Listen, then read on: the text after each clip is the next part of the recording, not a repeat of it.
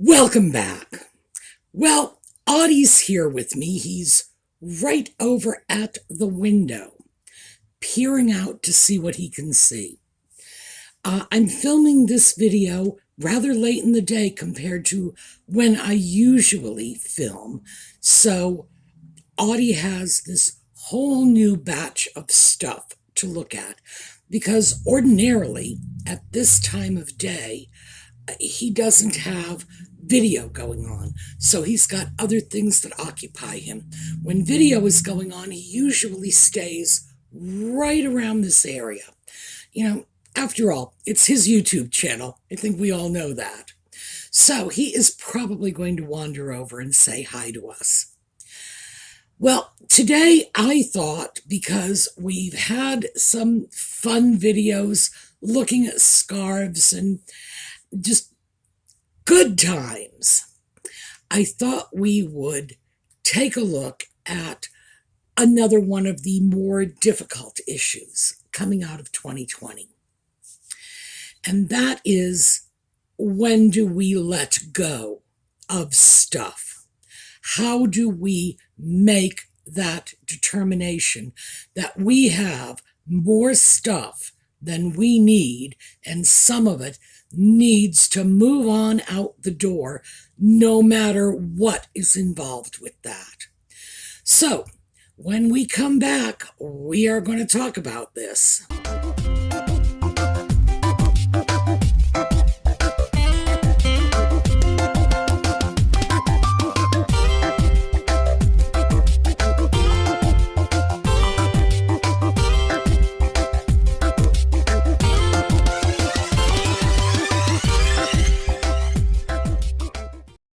So, I guess the question is, how do we know when we are beginning to encroach on hoarderdom? This is one, again, I'm bringing my own personal experience into this, mostly because, I don't want you to think you're alone, and I don't want you to feel judged. My mother was this close to being a hoarder. The only reason I would say she was this close is she would let us clean out, and she would not complain. It's not like she would stand over us saying, no, wait, that's valuable, that's important. No. And I think that kept her from becoming a full-blown hoarder. And I know I've spoken about this before. We finally figured out the reason my mother was a hoarder when I got this panic-stricken call from my sister. Oh, do you see the cattail? There we go. Panic-stricken call from my sister saying, I went in Mom's closet and I found a box of canceled checks. Do you know how old they were? They've got Dad's name on them. And my father died in 1965. And at this point, my sister, who was an infant when he died, had been the one to find them and make the phone call. So that tells you how long those checks were there. My mother lost her husband when she was in her mid-30s, and I think somewhere along the line she decided that was the last thing she was going to lose, that it was not okay. I have a lot of sympathy for hoarders. I understand it comes from a place of significant trauma. Usually, the hoarder feels like something was taken from them or something could be taken from them. And so they begin acquiring. It's compulsive. It's a compulsive behavior. And sometimes it just takes on a life of its own. Now, not everybody is going to become a hoarder because there was a death in the family. Everyone has their own story. But I think the thing about my mother's story is it's very easy for people to understand. It's almost like A plus B equals C, and we get it immediately. She lost her husband, and she just wouldn't let go of anything after that. But we all lost in 2020. We dealt with scarcity. For some of us, This was the first time in our lives we had ever dealt with a lack of common, ordinary stuff. Toilet paper and iced tea were the big ones around here. I can't explain the iced tea. I'm sorry, I've tried. Around here, iced tea, the kind that comes in the large gallon jugs, that was just like running off the shelves. Toilet paper, that was all over the place. I had, at one point, it was over 200 rolls of toilet paper in my living room, just stacked up.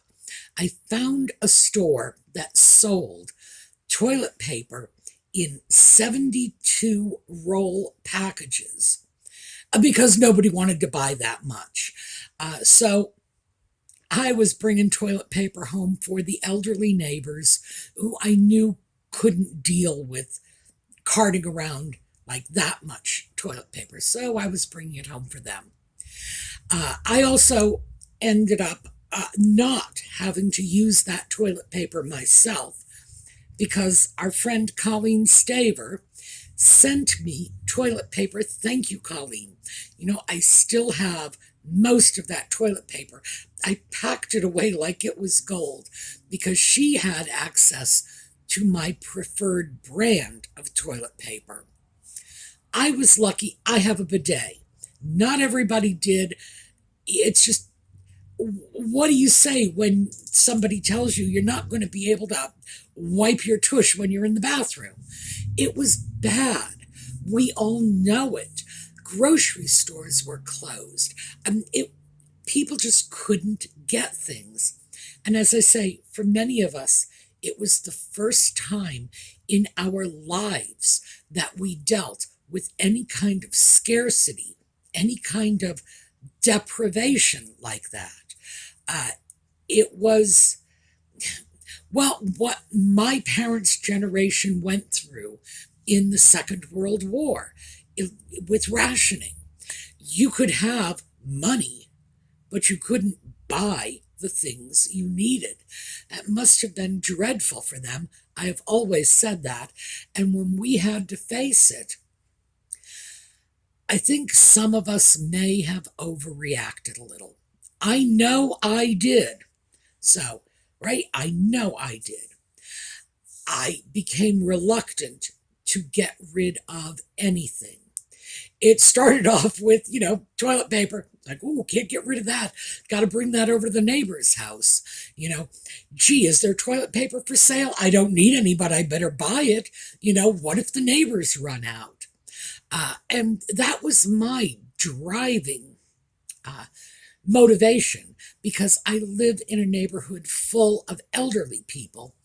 And in a situation like we had in 2020, you really start to worry about how your neighbors are making it from one day to the next. Something that in this privileged 21st century, we usually just don't even think about.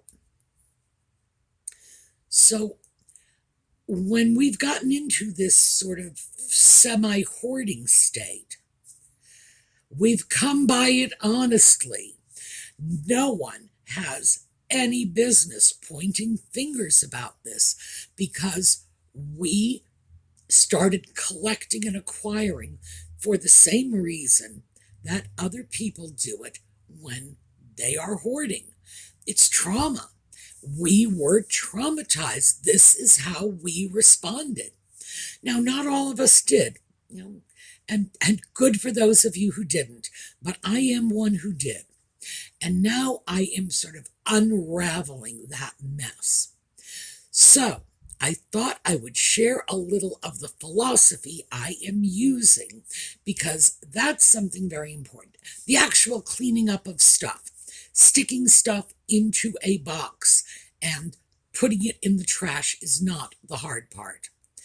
The hard part is convincing myself that it's okay to do this. So right now, I am looking at all of the things that I have that I shouldn't have. Things that are broken, oh, I'm going to fix that. No, no, not at this point. I'm not going to fix it. And I have to be honest with myself, because if I haven't fixed it yet, am I going to? Not likely. Oh, maybe I will. But even if I really have that notion in my head that sometime, maybe next fall, I'll get around to fixing it, not good enough. I need to clean up the space now. So if I am not going to fix it this afternoon, it needs to go in the box and it needs to be tossed.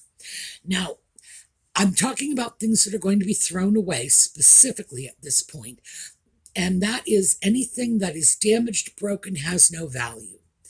You can give things away, you can donate them, you can put them online and sell them, all kinds of options available.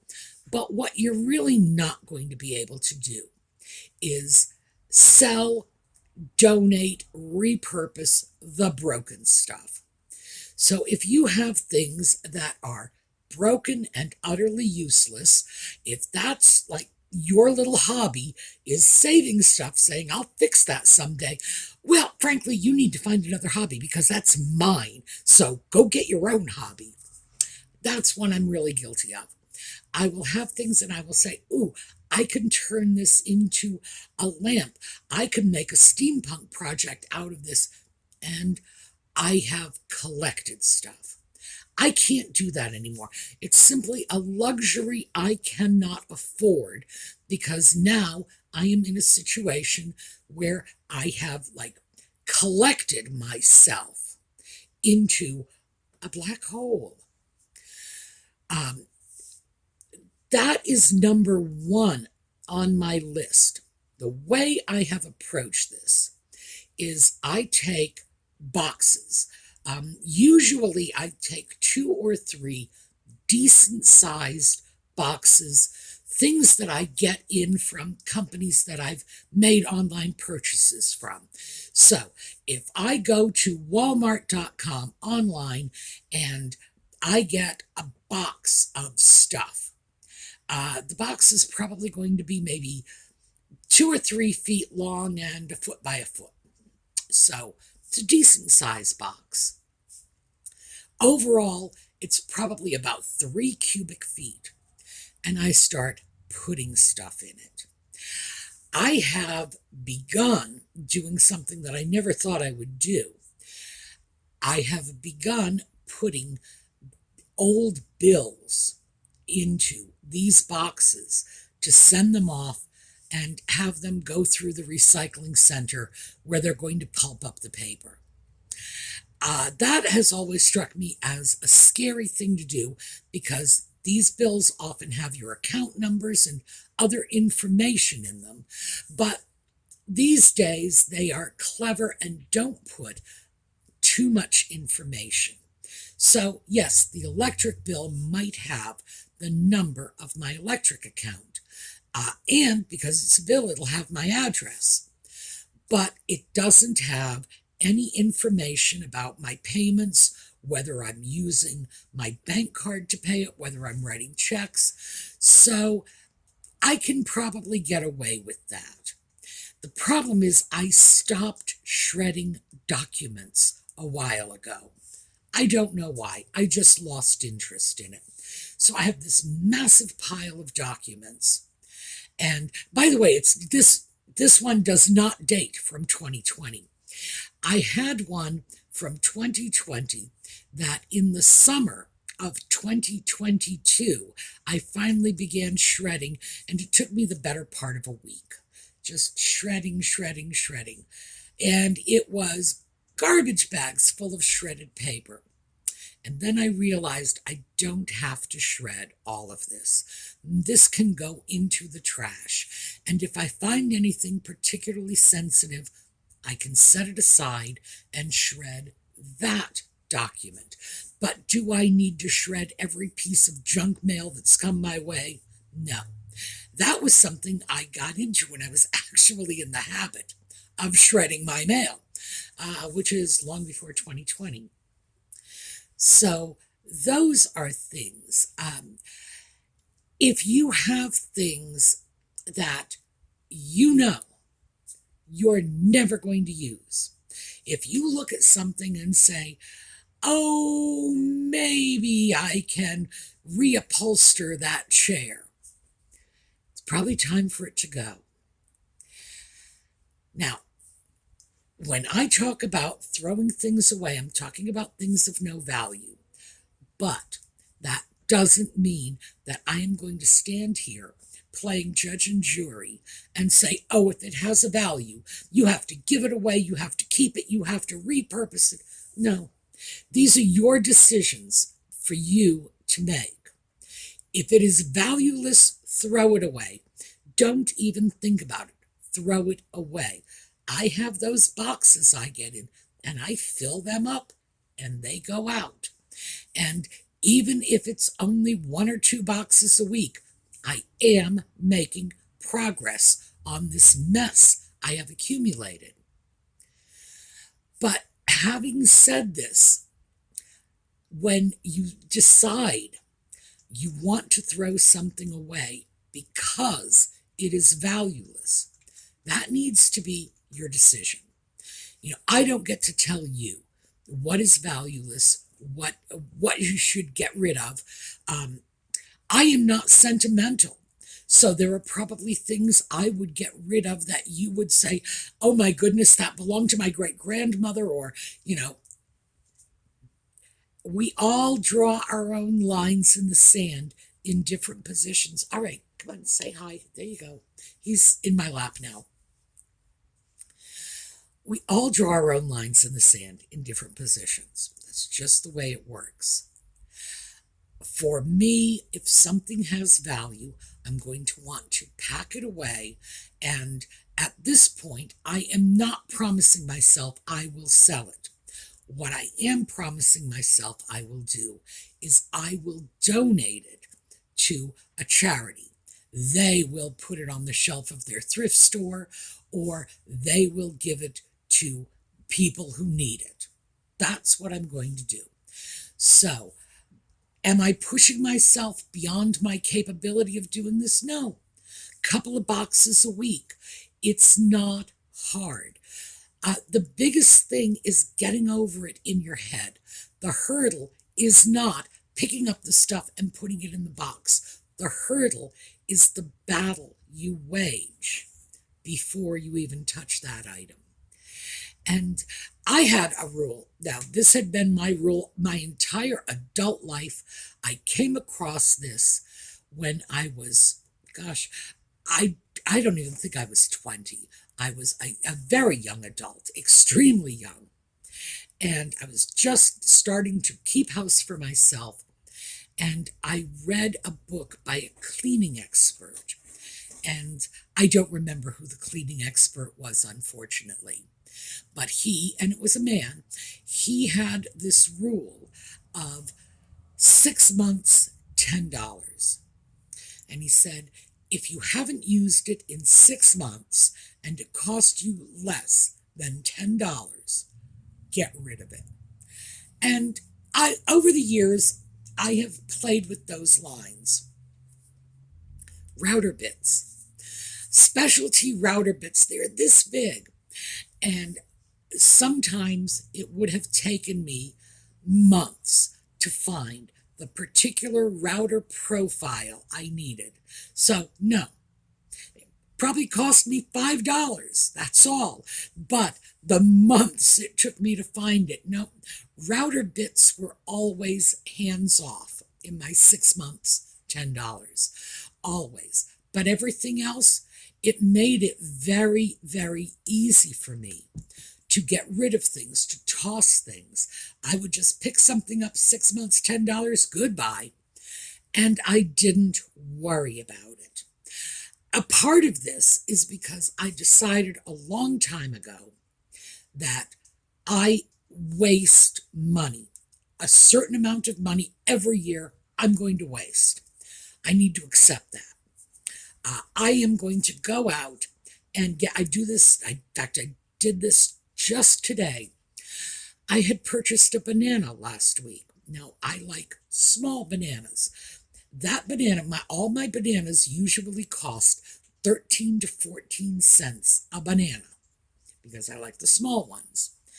Got the banana, I never used it, and I looked at this black banana, threw it away, and just said to myself, well, here I go throwing away food again. Well, realistically speaking, I was throwing away 13 cents. That's what I paid for that banana. Now, it would have been better if I hadn't done it at all, but do I need to have a fit about 13 cents worth of banana being thrown away? No. It's part of that whole, we need to recognize that there is waste in our lives. When a construction foreman is buying wood for a job or flooring or paint, anything like that, they generally build in 10% for waste. And we need to recognize that there will be waste. And I frame it in terms of, well, a construction site has waste already built in. You know, I know there's half a chance I might not eat that banana. I do that to make it comfortable for me to walk away from something and not hold on to it because I paid money for it. Now, yes, it's true. I paid money for it. And it's equally true that if it ends up in the trash, I'm throwing that money away. Got it. I'm at one with that. That's why my preference would always be to pack these things up and give them to a charity. But again, that's not always possible. Sometimes things are damaged. They are just not suitable for a charity. After all, you don't want to be guilty of using a charity to dispose of your unwanted stuff for you. That's not fair for anyone. If it's unwanted, if it has no value to anybody, those old 8-track tapes or what, actually, I shouldn't say that. There are people who actually collect those. But you know what I mean. Just things that are of no value to anybody. And even though they may not be broken, but, you look at that grandma's collection of green-haired trolls, throw it away. Because you can't justify passing your problem on to someone else and making it their problem. Once you recognize that it's okay to throw things away, you can be a lot more brutal and realistic in your cleaning. And honestly, it's like, just the first time you throw something like that away, it opens the doors and everything else just follows. Because we have to recognize that if we are living in chaotic circumstances, our mental health is going to suffer. We can't live in chaos and feel good about ourselves. So when we make efforts to clean out the chaos, eliminate the junk, we're doing this to make ourselves feel better. And if at the end of the day, that means throwing away a few things that could have been repaired, that could have been repurposed, that could have been donated, but we just need to get it out of the house, it's okay. It's just plain okay. We get to make decisions that protect our mental health.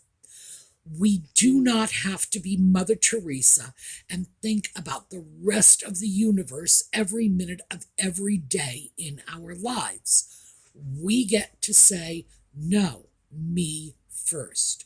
So if you are looking around and you are finding a lot of stuff that is cluttering your home, cluttering your mind, cluttering your life, and the solution that works for you is simply putting it in the trash, then do it.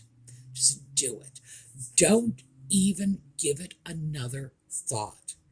Because, yeah, maybe somebody else could have used it, but they're not here now. You're here now.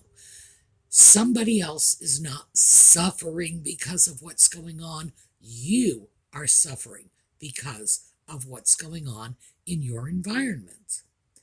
So I'm hoping this will make it easy for you because, as I say, the biggest challenge is giving yourself permission to do what you need to do. Sometimes that is going to be throwing away good, valuable stuff. As I say, if we can give it away, so much the better. But nowhere is it written that we must prioritize everybody else over ourselves. No. This whole escaping from 2020 series is about healing us. Because if we don't take care of ourselves, we're of no use to anybody else anyway. So let's start taking a look around us. Take a look at the stuff that may still be there from 2020, the new stuff that has invaded our space since 2020, maybe stuff that predates 2020, and let's start getting rid of it. If it's not working for us, let's just give ourselves permission to toss it. We need to be realistic about the fact that, hey, 6 months, $10. As I said, that always worked for me, and I thought it was a very reasonable formula. So I hope that will work for you, because this is the point where we need to deal with some of the consequences of the trauma of 2020 that may not be easy, may not be pleasant, and this sort of borderline hoarding is one of them. All right, I want to hear from you in the comments. Did you start hoarding? Were you hoarding in 2020? Were you like me with 200 rolls of toilet paper sitting in the middle of your living room floor? I know a lot of people were, because I've seen television shows, sitcoms about 2020, and yep, there's the stack of toilet paper. So I'm sure I wasn't alone. But what else? What else has crept in that hasn't crept out yet? All right, I'm looking forward to hearing from you in the comments. Meantime, have a terrific day. I will see you all tomorrow. And oh, remember, the giveaways are still going on over on the Sumi's Angels Facebook page. So get on over there and get yourself some Audie stuff, because we're still giving away the Audie themed items. All right, we'll see you tomorrow.